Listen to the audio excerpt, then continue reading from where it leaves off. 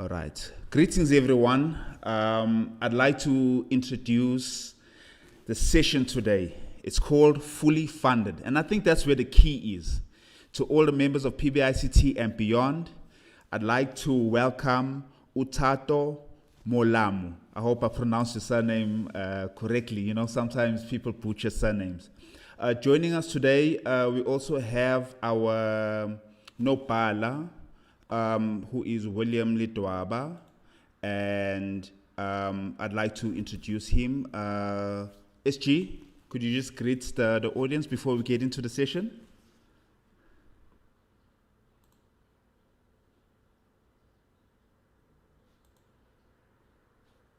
Can the SG hear me? Nopala?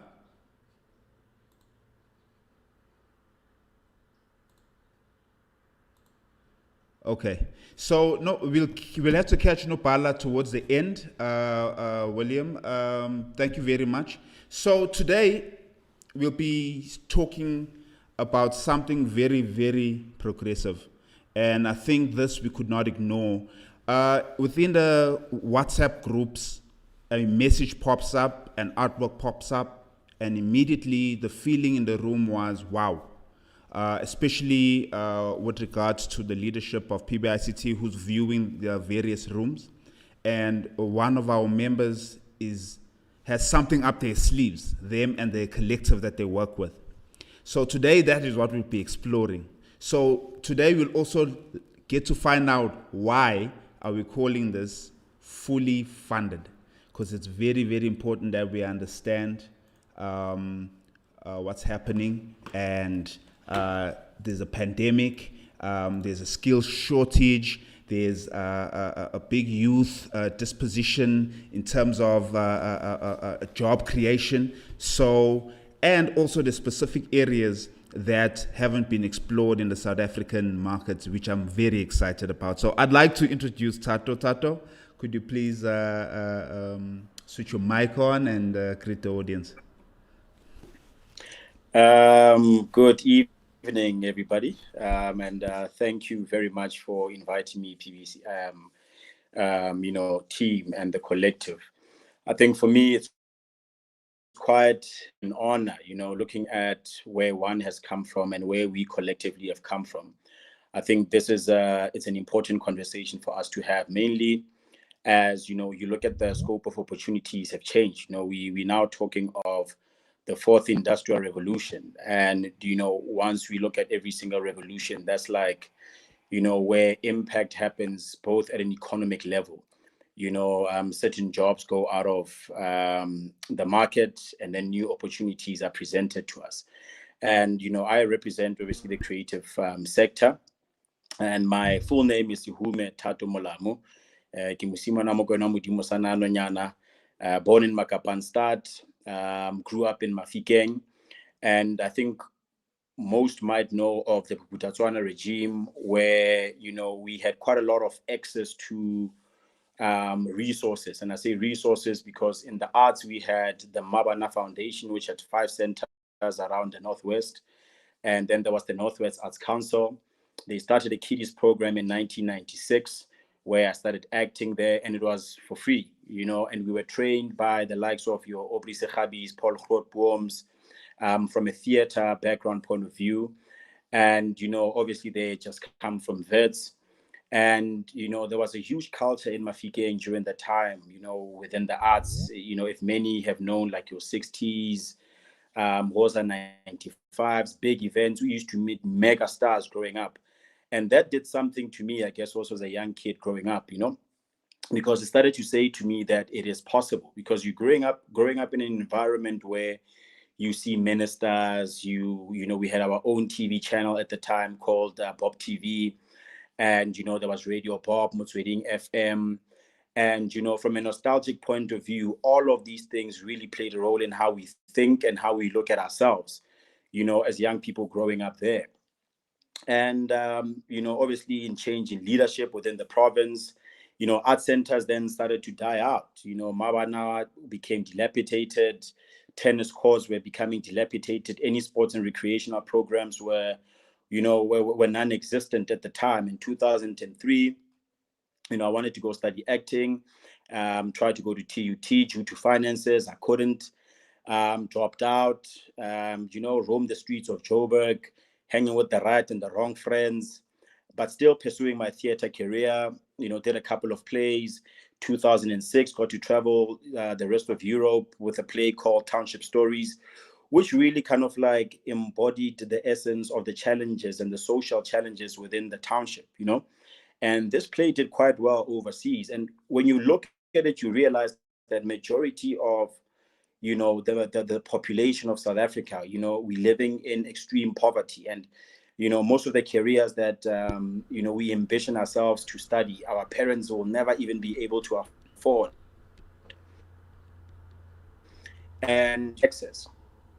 So 2007, 2008, 2009, 2010, a mind shift happens to me, and I said, I've suffered long enough, and at the time, I really wanted to break into the industry. A lot of my friends had already broken into the industry at the time, and a lot of good things started to happen. I went to study in London at the Royal Shakespeare Company through a bursary called the Brett Golding Bursary, and there were 80 applicants. I auditioned, made it to number one, and then got to travel overseas, and my mind really started to open up, to see what is happening around the world. And you go to your Germanys, you go to Sweden, you go to France, and you see that the arts is really treated at the highest level of respect, and they see it as an economy.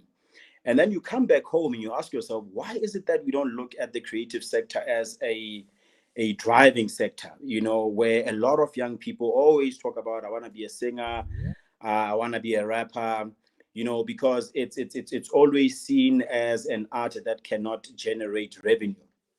And in 2010, then fortunately coming back, I then do Generations. And Generations really opened up doors for me, because now everywhere I walk, people would know who I am. But I did quite a lot of in-depth reflections about our people that watch us on television. Every time that they would meet me, say, hey man, open a door for me. What is it that you can do? And you realize that I myself had just broken into the industry. I didn't have the resources to even, pay to buy myself even a decent car at the time, or even get a house or any of that. And then you realize also from a systems point of view, banks don't see the creative sector as something bankable. We are high risk. So it means that chances of me ever owning a house are, it's something that's never going to happen. So I tried to reapply in 2011. I wanted to go to film school, fully, because I only did 1 year in film school. In 2005, my aunt had paid for it. But, you realize that the creative sector as a whole, from an education perspective, it's quite an expensive career. If you want to study film now, is between, 70 to 90,000 Rand. Photography around the same amount, and that excludes the equipment that you have to buy, which include the cameras, the software, and obviously, you want to be able to have petrol money. You can imagine carrying a 40,000 Rand camera and you're getting into a taxi late at night, chances of that being robbed, you still have to pay for insurance. So there's so many other things in this system that just doesn't give access to young Black kids. And, I started thinking back to what the Bophuthatswana time was for me, is that there were these buildings, we had access to quality education, and that is the reason why I was able to even narrate Shakespeare the way I could narrate Shakespeare, because I started learning Shakespeare in 1998, 2001, and I had a great sense of, the language, and that's how I got the bursary in 2010. So that really started to say something about the value of access.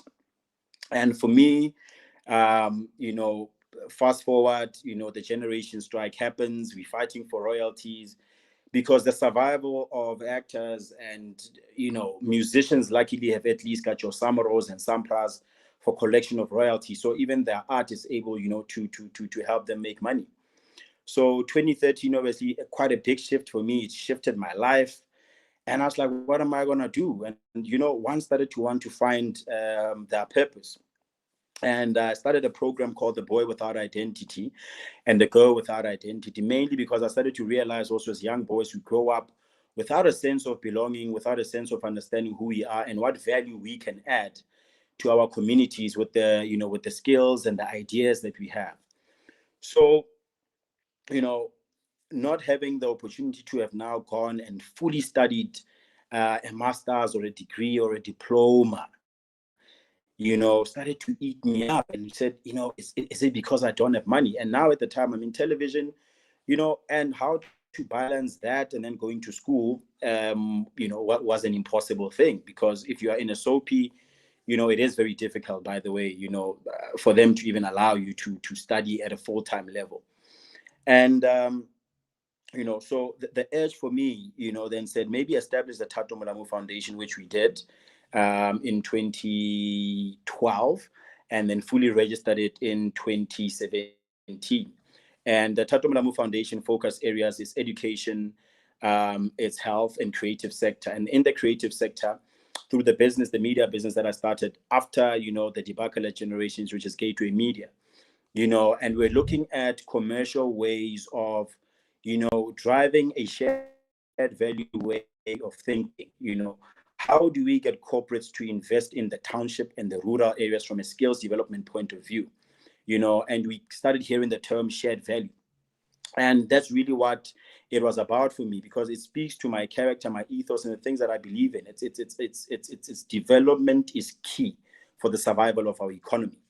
And fast forward 2018, I go on a sabbatical to India for 3 weeks. I come back, and obviously I made some vows with myself to say, there has to be a reason that my journey was planned out the way that it was planned out. I started in theater. Theater helped me travel the world. It opened my mind. And then I got into television. Television introduced me to the social challenges, at a national level in our country. I realized more and more young people, all they want is opportunities. I myself, I am where I am today because someone gave me an opportunity. So what stops me from doing that for other young people that have the skills, And the big question is, what is the reason? What is the hindering thing that is making these young people not to succeed? Today we talk about, over 58% of youth unemployment. Yet the creative sector employs more than the mining sector. Research supports that. Art centers are dilapidated. There's no access. We're having quite a huge leadership crisis in the country. So what is it that we need to do collectively for our communities? So 2018, I come back, I meet a couple from Esteras. They had started an institution called the South African Creative Industries Incubator. And I said, guys, you have the building, you have the resources. I'd like to start a school, And they had accredited, and that's what we did. Though we ran the program in 2018, I went around and looked for money, and, friends were able to support me financially. We then did a whole call out, got about 35 students in the beginning in 2018. And, we ran it as a fully funded SETA course, though SETA was not funding at the time. And we had these 35 students, and, 10 of them dropped out, obviously, due to financial constraints. We, were providing them with transport money, we were providing them with food on campus. And we discovered some real talent. We discovered, VFX. We've discovered animators, game developers, all from the hood. And I'm sitting there thinking, gents, why haven't you guys, taken these skills? And they said, hey, man, there was no opportunity.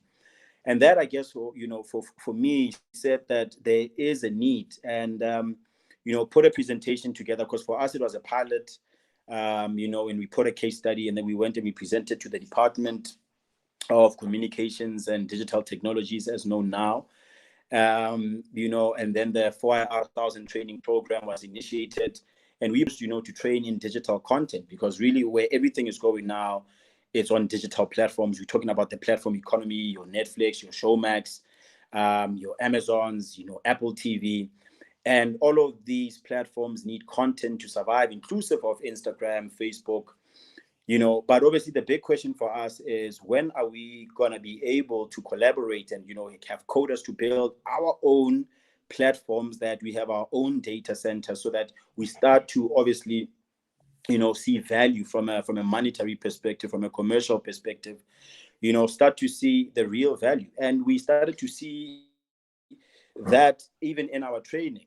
And through the 4IR Skills Africa program, we were training about 100 students. Behind closed doors, and I mean, given what we've seen in recent months, each time. Sorry, Tato. Sorry about that. Please, everyone joining the stream, could you kindly switch your mic off? Thank you very much.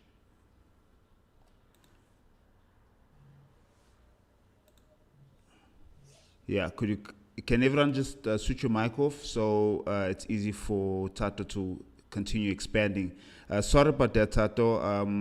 Could you please continue? You were expanding something and speaking about very, very important issues, I'm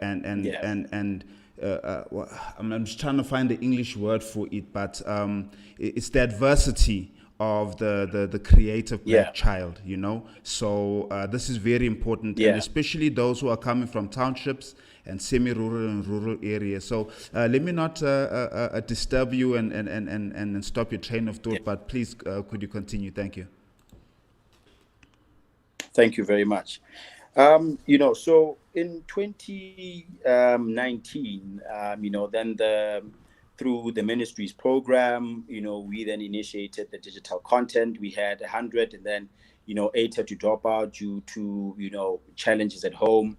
And through that, the partnership with Gateway Media, was, I'd obviously formed some great relationships within the film space. And through the academy, we were able to, have a solid program. When you look at the facilitators and the mentors and the lecturers that we had, these were industry related people, from script writers, from directors, because we had to look at it as, is it that it is based in the township that we have to treat it as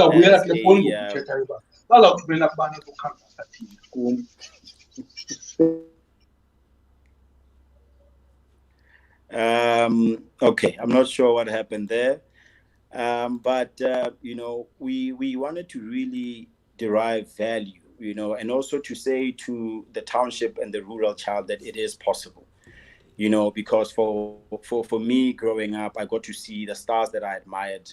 I got to see role models. So I was surrounded by role models around me that, I could frame my success to say, if I want to move from here as an actor and become a national, influencer, there's a certain discipline that to have. So we're guided about discipline, because even in my acting career, I attended acting classes 3 to 6, Monday to Saturday. And on Saturdays, we attended from 10 to 4 o'clock. So that really just honed that skill and that discipline. And, how we then framed the Leaders in Motion Academy course is that, they attended from Monday to Friday, and then Saturdays was their shooting days. How we structured the program was more 80% practicals and 20% theory, mainly because, we only have 12 months to train them, to be ready for the sector. And, even earlier when I was speaking about the crisis in leadership, and that's how even the name Leaders in Motion Academy came about. Because for us, it was important that we build the individual holistically, to allow them to understand who they are, the value that they can play in the economy. So, and as we frame it around the boy and girl without identity program, to know that someone cares, not just from creating an opportunity, but when you create that opportunity, where are these young kids going to go? And that was also the big question. So how the business structures are structured is that Gateway is our commercial body, which is the mother company. Then we have Leaders in Motion Academy and the Tato Molamu Foundation. Through Lima, we train these students, and then they do on-the-job learning through Gateway, because we do films, we do productions, we do corporate videos, So that then allowed us, as we are building this model, to say, there should be a plug point, because it's all good and well that you learn practical skills, but if you don't have a platform to apply them, it's going to become a challenge. Now, the conversation in the creative sector, we started to look at opportunities around animation, gaming, and digital content. And then examples of that, you look at, a young boy called Ryan Toys, and he just reviews toys, and he made about $27 million. So obviously the digital economy, there's a big opportunity there. And then in 2018 also, then I did my postgrad, and I wrote, I guess, a paper around the business and looking into the creative sector and the opportunities thereof, and also looking at policies. And then we looked at the fact that, a lot of the film schools own 100% of any film or content that is developed by the students. And that by itself, becomes a stumbling block. So for us as Lima, then we said, what is it that we can do to change, the status quo, where there is an ownership agreement between the school and the student. And we said, what are some of also the social challenges? It's money. And we said, okay, if the students create content in the academy, they own 60% of it as a school, then we'll own 40%, so that they are the majority shareholder and are able to take that content and sell it. Obviously we are trying new things, whether they were going to work or not, but we said, let's just try it. And I kept saying to the team that let's try it and let's see. And that by itself also then encouraged the students to keep creating, and it was a big learning phase for us, because it was the first time we've ever even tried to run an academy. So you can imagine that obviously, we got some things wrong, we got some things right, but we started to build, which then led us obviously to 2020, where we're meant to have graduated the students. COVID hits, we're thinking now we must go online. Now we don't have an LMS. So many other challenges. And what happened to the creative sector, I think after COVID, I think most of us might have seen, it went dead. So the creative sector has literally been quiet, literally for a whole year. So we needed to look at what then do we need to do, as what is it that we can do as the Leaders in Motion Academy. And one of the things was to now start to say, let's grow the skill sets now into future opportunities. Now that includes gaming, game design, and animation. And that is how the program that we are now talking about now, which is an NQF level 5, through a partnership that we did with an Australian institution. So even the NQF level 5 that the students will receive, it's also globally recognized. What's also great about this program that we've launched is that 2 of the best performing students will get to go to Australia for a week. And then 5 of the businesses who are going to give them seed funding. And then 31 of these students who are also going to provide them with laptops, headphones, and hard drives. Because we said that we can't create a gap for any excuse. We want to make sure that we give a quality program for township and rural kids. And also even, beneficiaries of, parents that have either been disabled at work, so that we give them an opportunity. And this is also just for us as a way of also celebrating surviving 3 years. On the 4th of July, we celebrated 3 years as a business. And last year was obviously quite a big wake-up call. And now through Gateway Media, we've just signed a slate to develop a slate for one of the broadcasters. So which means that we will have a slate of 6 films that we would have fully developed. And most of these kids that will be part of the program will get to actually come on set and work with us throughout the 12 months of them being in the program. And Gateway Media has also signed a 3-year training deal with another national broadcaster inside the country, meaning that we'll also be developing content for them. We'll also be helping them in their strategy, which also means that we can do cross-country and student exchange programs, not only in Australia, but also in one of these other countries, which is something that we'll be announcing next week. And Gateway, we're also now working on another partnership with another national broadcaster, so that we really start to change the sphere of the media sector as a whole. But the ownership is really the biggest challenge, because if you commission your content to any broadcaster, they own it 100%. And the assumption is that us as producers, we really make money. And broadcasters, that's how they're making money, is through the issue of ownership. So for us, it was about how do we build the biggest township and rural crew in film? Because if you start to hear, the notion around the film sector, everybody keeps talking about the townships, township stories, local stories. But who's telling these stories? And majority of the time, not taking away from white businesses, but it's white companies that have the resources to tell these stories. So why not enable a township economy? Because yet we speak of the township economy. It's over 500 billion. That's the value of the township economy.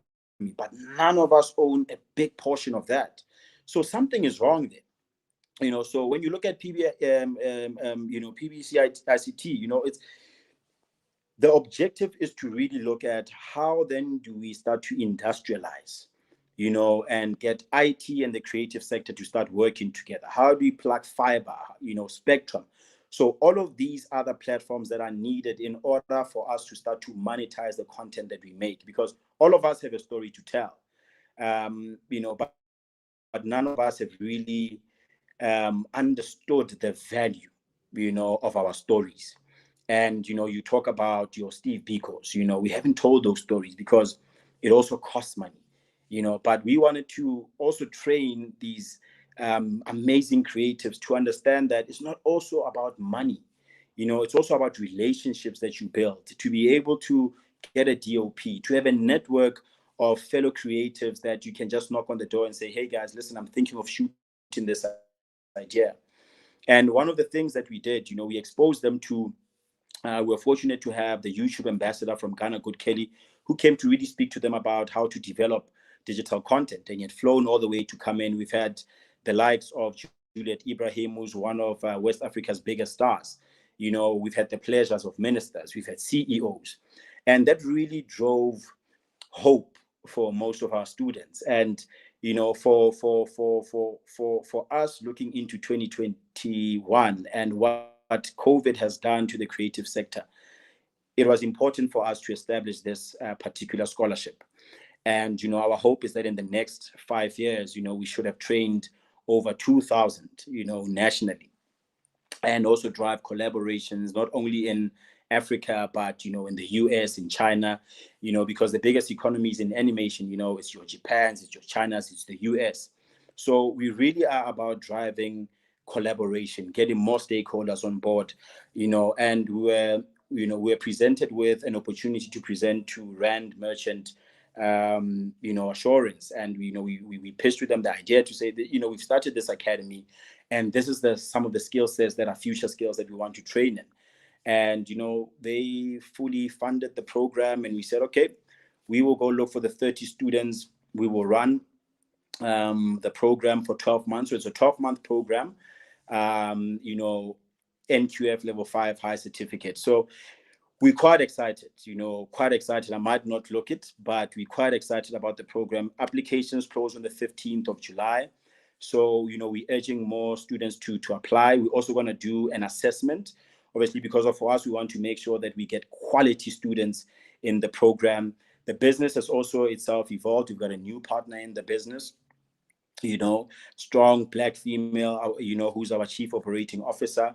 Now we're also going to do a call out for mentors, because the program also comes with mentors within the sector.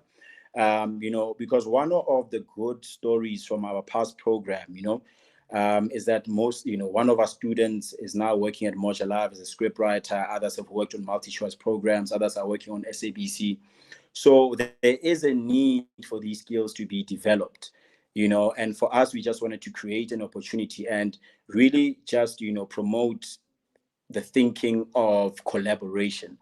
And that's what we are about. We're about collaboration. So we are quite excited about this program, and which will start in August. So, for now, a lot of the applications are in film and animation, and we're really trying to get more and encourage even more young women to, to participate in the scholarship, and also from a game designing point of view, because of gaming is the future also in the global economy, if we look at it. So we're excited, and we're going to be opening up also our portfolio come next year into other skill sets, and which is what is quite exciting for us. So I think because I've spoken for some time, I'd like to also just allow the conversation to flow and also allow some questions if there are any. Definitely. No, thank you. Thank you very much, Tato. I think what most of us would be happy about is we're able to track your story as a young black South African who is now in a position to open opportunities for other people. And I think that's what it's about. The PBICT Secretariat got together and we said, let's talk more action. So when these type of things happen, we jump at the opportunity to speak to the people who are driving these things, because they are so important for us. The one place I'd like to echo is on the game design and production part of things, because it's a good mixture of both coding and visual arts at the same time. But the most important thing, I think that works very well that with the other programs, is that storytelling is in games. So we're not limited to telling our stories in film and animation only. We can take those skills, migrate them into developing interactive storytelling that has challenge and learning, and we can post Easter eggs. I think let's talk about the importance of game design. I mean, beyond leisure, because there's now gamified learning. So now we can see now the areas that you can take your basic storytelling skills, and you can develop someone's skills by creating some form of kind of a challenge storyline thing. At the end, someone now has knowledge and they have skills. I think let's hold on game development for now. I think expand a bit more on what are the possibilities, even down to augmented reality, virtual reality, just the entire kind of game ecosystem, and how would it positively impact future jobs, whether someone is independent, starts their own game studio, or would be working for one? I mean, it's you framed it so well, also speaking about augmented reality. And I always, have this conversation even with my friends, that if you want to see where the future of the economy, globally is going, you watch a lot of Hollywood movies.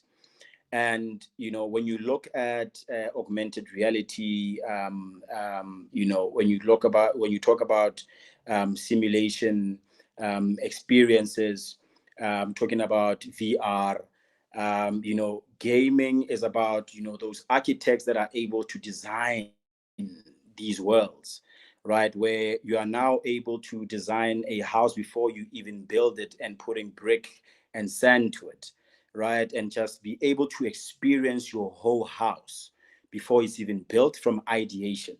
And these are architects which you would know that would be, drawing your house. And now through gamification, you are able now to experience what that can be.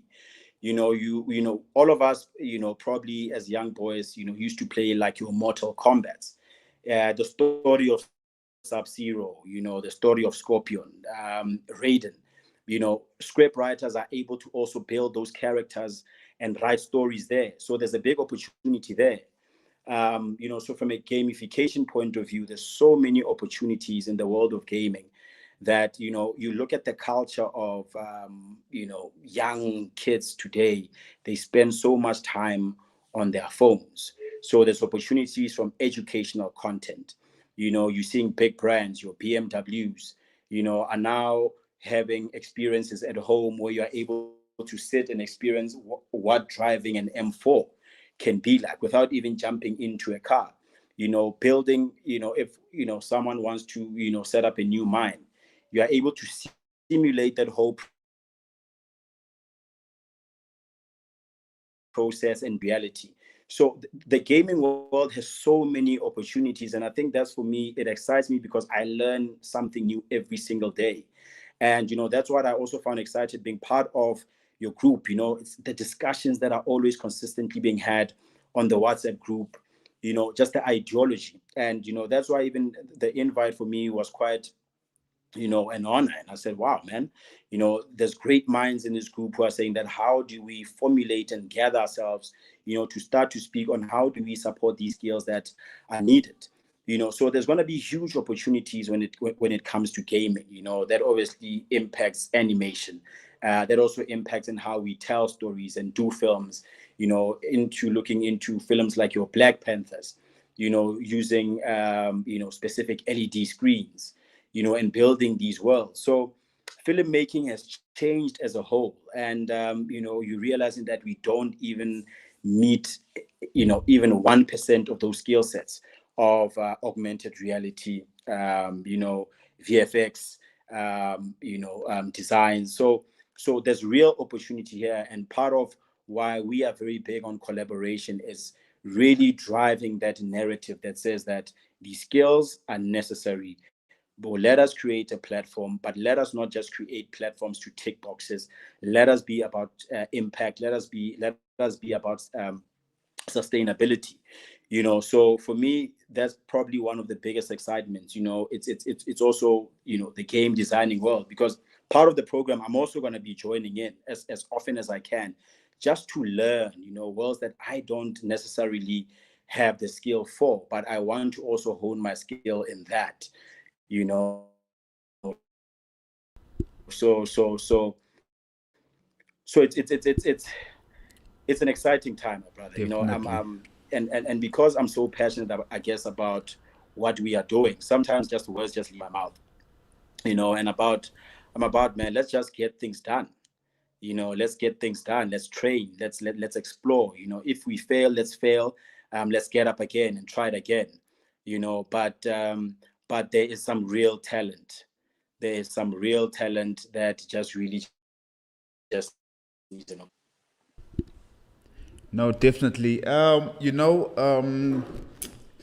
When people, I had the honor of speaking to employees of a government department in KZN. One of the young people, we were talking about esports and so forth. As we were talking about esports, they identified esports as a privileged people who could participate in esports. And then I go, okay, hold up. I grew up in my Kasi. There was a Street Fighter 2. There was Mortal Kombat. There was Cadillacs and Dinosaurs. There was Double Dragon. I'm like, we competed. That was esports. We were not kicking, for those of us who appreciated technology and video games mainly. I just say video games. We weren't playing cards. We weren't so good at soccer. But when it came to using Ryu, and I was like, esports has existed and it currently is there. It exists. It's there. Ekasi, for that kid who hacks the certain player, understands that's an esports practitioner in a way. So one thing I really, really love about introducing game development to black kids is that now you have the opportunity. That thing that your uncle used to play at the spaza shop that you're currently playing now, because all King of Fighters, if you go to the casino now, there's still King of Fighters, Pac-Man, it's still there. There's esports activities, we're not capturing them, but now these kids will have an opportunity to make their own characters, your own Ryu, your own Ken, your own Scorpion, your own Liu Kang, your own Terry Bogard, and you can tell your story, tell a Kasi story, tell a traditional story, or whatever the case may be. And I think that's the beauty of opening up that particular opportunity, because, film, visual effects, they're a bit of a mature market. They're old. There are black players in there. We can definitely do it more. We can definitely do more with ownership. I've been in many conversations with people who are producers of and want to get into television and have great ideas, but need platform. But I'm so excited about game development. I think for me, because I do have a background in studying. I'm a multimedia. I hold a BTech in multimedia, so I had the privilege of, learning how to code basic games in Flash back in the day. I had opportunities to work in visual effects. I know how to light up a green screen, no matter how big or small the place is. But now you watch The Mandalorian and you learn that the environment is not in a green screen. It's actually run on a gaming engine for them to control the effects. So when you're looking at learning how to build games, it's not just a matter of saying, oh, I must learn how to do Pac-Man. No, it's about once you have access to the gaming engines, whether you're learning on Unity, whether you're learning on Unreal or any other engines that exist, is that the skills are so wide open, and technology has allowed us that access, and I think that's really, really beautiful. I'm extremely excited about the gamification, because now that's where all the skills can converge. We're in a place of the fourth industrial revolution, and tapping into those things. Augmented reality is going to be a real thing. Translation, I should be able to take my phone, put it over a sign in China. Through augmented reality, it'll be able to convert that into English. I know where I go. It doesn't matter where I am, in Istanbul, whether I'm in Togo, it doesn't matter. Augmented reality, access to internet is very important. And I think that's why access and ownership as PBICT is the foundation of what we really, really fight for, because we know that the black child deserves an opportunity, and we fully appreciate the efforts that you guys have put together at Lima, and all the trials and tribulations that you went through yourself, and you've converted them into a positive. That's always an awesome thing to see and hear. So, comrades, I'd like to open the floor for questions now, because we're approaching our intended time to close. But sometimes when this is a let's talk more action thing. There's action now. That means the 15th July, applications close. It doesn't mean that you need to know gaming to apply. You learn in France. Digital filmmaking, you're gonna learn in France. You don't have to go in, learn. If you don't make it this year, try again next year. You guys heard Tato. Try again next year. Because the beauty of it is also, when you're looking at Mafikeng, you have to appreciate the people who are in the arts. The Northwest has given us Kulichana, Double HP. You can see there was a movement. There's a Motswako movement in the music side of things. That movement alone, employed a lot of people: sound technicians, video directors, DOPs, DIT people who deal with the cameras. So there's someone who knew that, okay, there's this camera that we need to shoot, so it's the best one that'll give us the best picture at the best budget. This is what we're going to do with it. If we shoot in the sunlight, I need to do this. There's something called white balance. There's this, there's that. There's someone who has technical expertise who's sitting there behind making everyone shine, Even you guys on set, no matter what production's happening, there's those guys who are always running around. If there's a multicam happening, who's running around, running which technology, discussions of HDMI versus SDI, and that's beautiful. So if there's any questions, I'd like to open the floor for us to engage with Utato and ask him about the academy, or ask him about the courses themselves. Maybe there's doubts that you have, and we're feeling maybe, hey, ma'am, I sent this to my niece and she asked me this. I'd like to find out, yeah, boss. So I'd like to open the floor. Thank you. If there's any questions.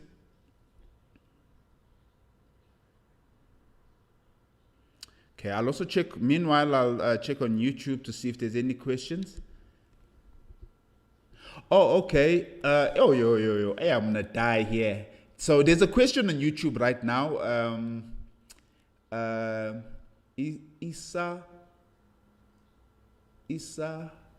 I'd presume it's Isa Hontle. I'd pronounce it that way. She's asking, good evening. Which course can I apply for as an aspiring actress and presenter? Also wanted to ask where the campus is located, because I'm in Pretoria. So that's one of the questions that we have, Tato. Thank you. Okay. All right, cool. So one of the benefits about the course, earlier I think I spoke about, us pushing, the idea that, as creatives, a lot of times what we want to do is to learn the soft skills, but never the business side. So I would even encourage even an actress, because I started as an actor, came presenter, radio presenter, but now I've evolved myself also into studying business. So you can apply. It's just also something that you definitely will have the passion for. The campus is based in Rosebank, very close to the Gauteng station. We also will be providing a portion of some stipend, for travelers. So if you are also, whether you are from KZN and you are able to get yourself accommodation this side of the world, we are able to support you at that level. So also just to indicate that it's not just Gauteng based. Even if you are outside of Gauteng and you make your way all the way into Gauteng, there's opportunities there. But as a young lady, I would encourage you to really just try out gaming, game design. That's the future. And I really want to encourage people just to really challenge themselves, to learn new skills. I'm going to do it, so why not do it? Thank you very much, Tato. I'm seeing here there isn't any questions on YouTube. Anyone in the floor, ask a question for a relative, anything, it doesn't matter. I also don't want to hog the mic because I have one or two that I'd like to just throw in there, but I'd like to give others an opportunity to conversate. Okay, wait, we have...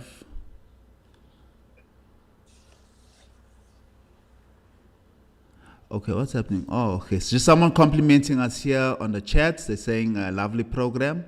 Will it take place in all provinces? Will it take place virtually? And there's another one. Okay. So the program will be based in, so the program will be happening in Gauteng at the campus in Rosebank. Also, depending if the country does open up for face-to-face, we will start the program online while we wait for the levels obviously to accommodate more face-to-face. Because for film, we do need to at least meet as often as possible. For animation and gaming, most of it can be done also from home. But yeah, it will be done from the Gauteng campus in Rosebank. So whoever can make it, Gauteng, Rosebank, it's the beginning. You guys heard Utato, he said they will do their best to expand. This program really needs to expand. If someone there in the universe, you have deep pockets, please, Lima's there. What's the other organization, Tato, the mother body? Gateway Media. So also for Gateway Media, we'll be looking for mentors. So we're gonna do a call out, for mentors in marketing, for mentors in directing, script writing, social media management, because those are also accessible resources for the students. And like I was saying also earlier, even with my story, that I'm here because someone opened the door for me. And mentorship is such a critical part of our growth, so that will also be doing quite soon. And also opportunity for the filmmakers is that, we've got about 6 films that are coming that we're going to be shooting, that are going to be broadcasted on the channel. So it's going to be quite an exciting project for most of our students to be involved with, because if we're going to do it, we either do it right. And I always say that it's either go big or go home, and our vision and our dream is that we should have a campus in every province nationally in the next 5 years. Wow. So there's someone who wants to speak. You can just switch your mic on and ask a question. Thank you. I can see, should I, wait. Oh, lovely. There we go. Is it Renisha? Is that someone, me? I am Tato's elders. I'm his mentor in education. Oh, lovely. Sir, Welcome. How are you, Rennie? I study every year. I don't give up. No, for I sure. wanted to ask, so this program is for kids that come out of matric, and then also is there NQF level towards this program? NQF level 5. Okay, awesome. Thank you. All right, Mr. Bini. Thank you very much. So look, so there's a question here by Mulan. I hope I pronounced your name right. It says, I want to ask if I have any other fields in IT because I want to ask if they have any other fields in IT because last program I did, I gained a little HTML5 Yeah. experience that falls under web design and network engineering. And Tato, I think you and I know the answer to that particular person. What should they apply for? Whatever you do, Mulen, here's the answer by Tato. Gaming. Get into gaming. Because the Gaming, lovely my thing brother. about gaming is there's a language that it's coded in. Depends on the game engine that it's built on. Yeah. You can build HTML5 games for the web, obviously using JavaScript. I'm sure with Python, but I'm very sure of the Yeah. JavaScript. Another thing about gaming that people don't know. So when your Chrome browser doesn't have access to internet, there's an Easter egg that's in there. That's an HTML5 game of a dinosaur that has to jump over a cactus. So if ever you find yourself that your Chrome, you try to log onto the internet and your Chrome, well, there isn't any internet, but you're on Chrome and you were connected, you can actually play a game in there, and that's an HTML5 game. But get into gaming. C# is another language that is used in the gaming world, and I think it's C++. That's another language that's also used, and the different game engines use different languages. And obviously, when you depending on which one you fall into, whether it's Unity or Unreal, you get to take those developing skills. So even if you're a programmer or you're a developer, or you're a coder, here's gaming. Now you can tell stories and collaborate, because collaboration was something that's very important that Utato touched on. Uti, we now can then collaborate with a story writer. The lady who's an actress could end up being a voiceover artist for a character in the game. There's there's motion capture that needs to happen, and also even if you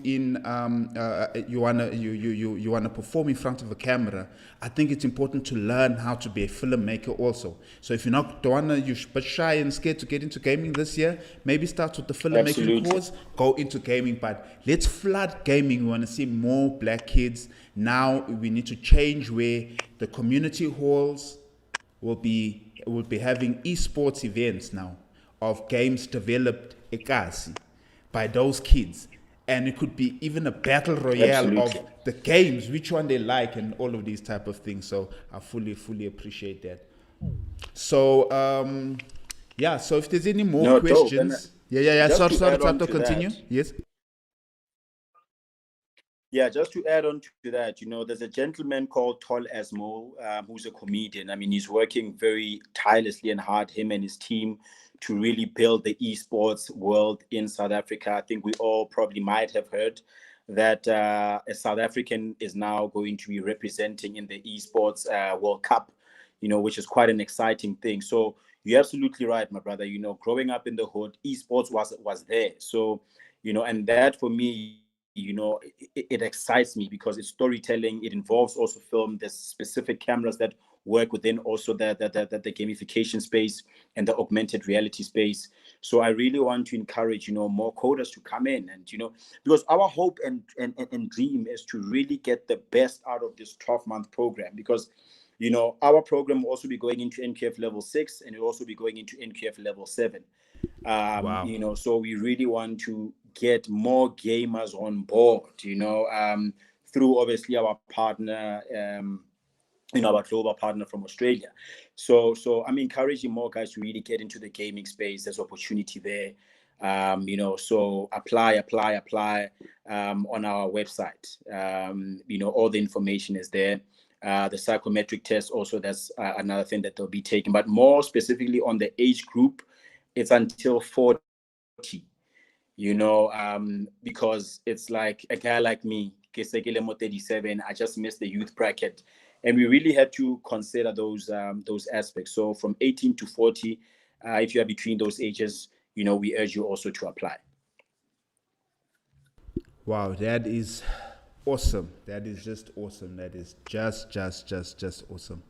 So I think maybe I'm aware of Toles Mo. I know Isaac. I think it's Chauke. I always forget his surname. He used to do. Yes. Him too. He's into that. I think it'll be good to have another session with him where we speak specifically on esports. I'd like to welcome you to that one day. And I think if we can have a focused esports conversations, I think people would then get to appreciate the entire value chain of the esports, from the game developers to the event organizers, to the professional game players, the prize money, sponsors, all of these things here. I'm a Street Fighter fanatic. I know Daigo is the biggest Street Fighter player.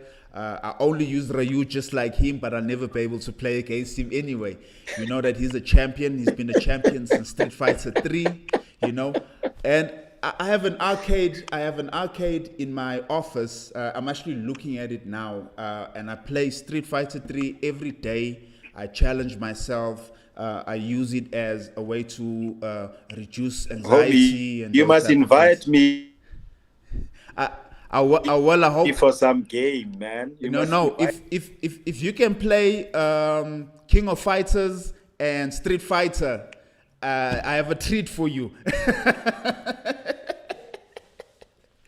So, Tato, thank you very much.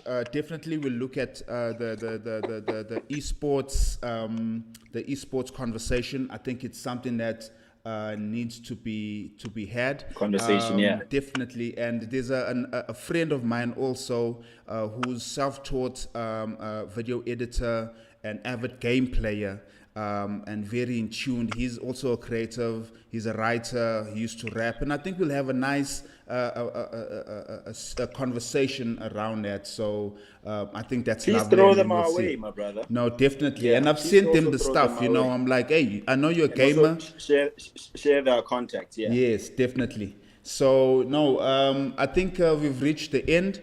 There's two leaders that are present with us. Our Secretary General is here, and our Deputy President. I'd like our Deputy President to close off, and the lovely thing about it is she and I were just having a conversation, and her daughter is also in the same space in terms of film production and after student. So it's always exciting, when these type of things happen, and then you have someone, who can identify with a person who needs these opportunities. And we're really looking and talking about those type of things, and having programs like yours makes it just all worthwhile. Lovely thing is it's fully funded. No, hey mama, tell me school fees. No, it's fully funded. There's a stipend.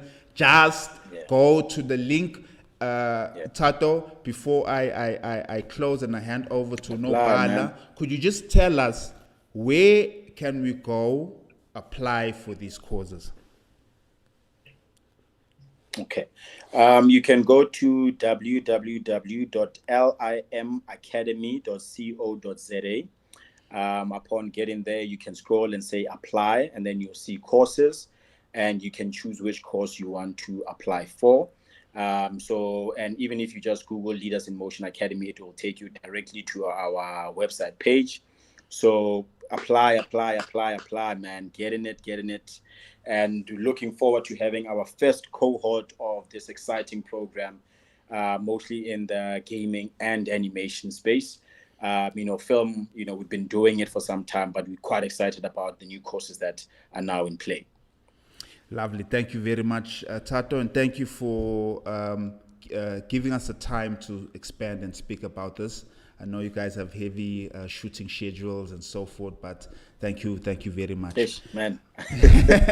Yeah. So before I hand over to Nopala, and then our Deputy President will close it off, I'd like to encourage everyone who's live streaming this, and everyone in the session, and everyone who's watching this anywhere in time, in the space-time continuum, please subscribe, turn on the bell button, subscribe, like the pages, go see other conversations that we're having. Hopefully we'll have Thato in more conversations and other professionals. So please, the PBICT YouTube channel is live. Once the website is up, you'll be able to click on it. And also you can just search, we are PBICT on YouTube, or just search Progressive Blacks in ICT. You'd be able to find us on many social medias, but the YouTube channel, subscribe and like all the videos. Thank you very much. Nopala, I'd like to hand over the floor to you. Thank you very much.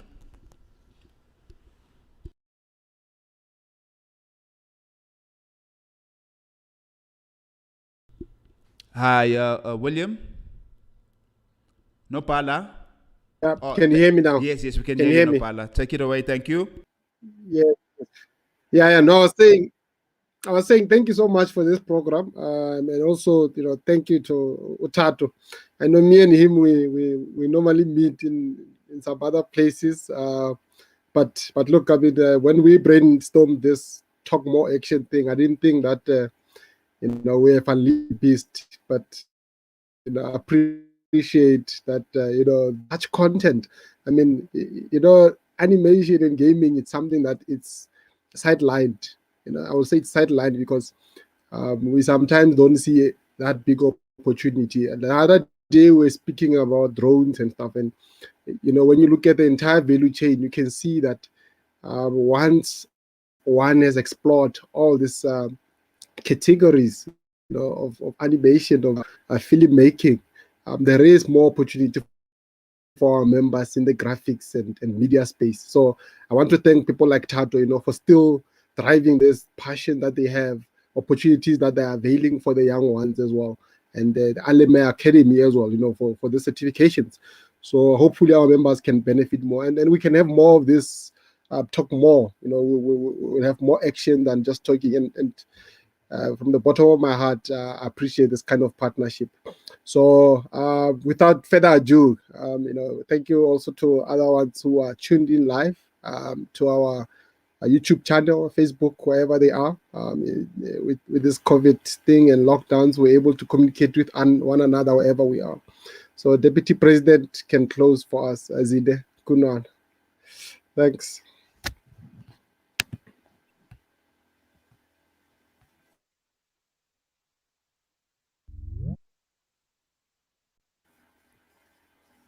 Thanks, Nopala. DP, are you here? DP, are you here?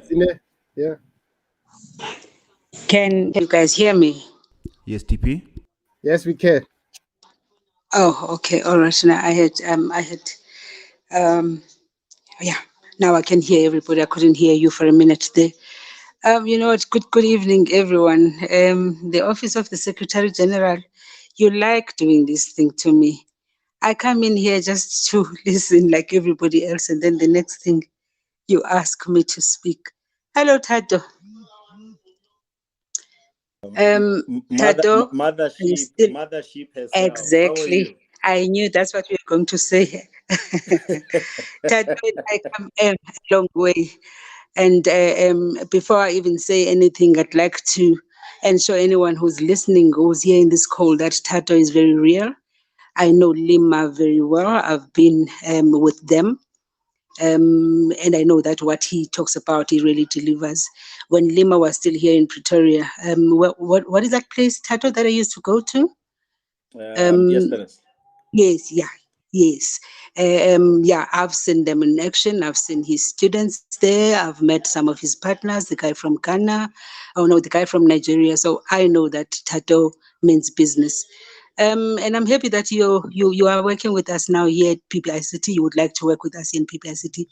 We are a real deal in the organization. We really would like to partner with people like you, where there's less talk. We said in this organization we don't want to be talking anymore. We want action. The fact that you are working with Dennis, I would not be surprised, because Dennis. Dennis, when it comes to this type of thing, he gets very excited. He talks non-stop, and he's right. We recently had a conversation around this, me and him, and you know that topic because you and I, we've already spoken about it, but we'll talk again. But thank you so much, and we welcome you here, and I'm really encouraging anyone and everyone who's listening now, who's joined us and who's listening, and they should know that this is big and this is an opportunity. I would love if I were still young. Or maybe I can still learn. Am I that old to learn? I think I can still learn. But these are very exciting times, And I know that this line where you are in and this gaming thing that you've always told me about, that is the real thing there. And the fact that you've met Dennis when it comes to this, and I know that we're going to pull this thing off. So I'm happy that you are here, and I know for a fact that we are going to be inviting you to come and talk to us as women as well in August when we're doing our own event, because I would like you now to come and talk about what we are saying here in our event. Exciting things that we're going to be doing there as well. I've recently also been made an advocate for the UN Women when it comes to the technology. So there are a lot of exciting things within People ICT that we're going to be doing with you too. And I need my women to be with you. So thank you very much for everybody who was listening and who was watching you talk. And I know that you are a big deal and you do make things happen. Thank you so much, everyone. Office of the SG, I'm not going to say when I'm here next time. I'm just going to hide my name so that you don't see me. Thank you so much, everyone. Thank you, Mama.